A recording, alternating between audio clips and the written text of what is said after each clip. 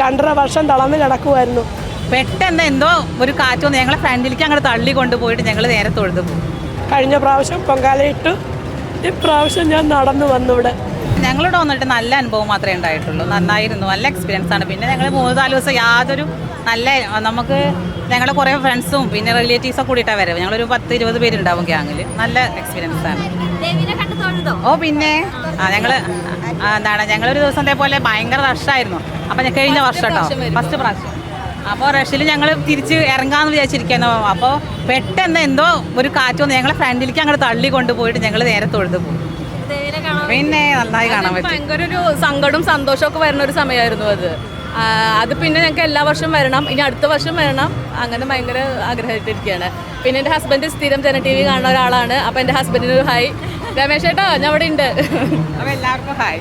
ഞാൻ 2.5 വർഷം തളർന്ന് കിടക്കുമായിരുന്നു. എൻ്റെ ഫ്രണ്ട് പറഞ്ഞ് ഇവിടെ കൊണ്ടുവന്ന് പൊങ്കാല ഇടിയിപ്പിച്ചേക്കാവുന്നു. കഴിഞ്ഞ പ്രാവശ്യം പൊങ്കാലയിട്ട് ഇപ്രാവശ്യം ഞാൻ നടന്നു വന്നു ഇവിടെ അമ്മയുടെ അനുഗ്രഹത്തെ. എന്നിട്ട് ഞാൻ കഴിഞ്ഞ പ്രാവശ്യം 2 മാസമായി റൂം എടുത്ത് അവിടെ വന്ന് അമ്മയെ നല്ലപോലെ കണ്ടു തൊഴുതു. അമ്മ ഇന്നലെ ഞാൻ മരണമെന്ന് ഉദ്ദേശിച്ചല്ല, കാരണം കഫക്കെട്ട് നടക്കാൻ വയ്യ. പക്ഷേ എന്താ അമ്മയുടെ അനുഗ്രഹം ഇവിടെ സന്തോഷമായിട്ട് വന്നു. നാളെ പൊങ്കാലയിട്ട് എല്ലാ അനുഗ്രഹങ്ങളും അമ്മയുടെ മേടിച്ചും കൊണ്ട് നാട്ടിൽ ചെന്നെത്തണം. അമ്മയുടെ ശക്തിയാലല്ല ഇപ്പം ഞാനിവിടെ വന്ന് നിൽക്കുന്നത്. നടക്കത്തില്ലായിരുന്നു, കയ്യൊക്കെ ഇങ്ങനെ നടന്നു പോയതായിരുന്നു. ഇപ്പം ചികിത്സ അവിടെ ഐറസ് ഹോസ്പിറ്റലിൽ ചികിത്സയാണ്.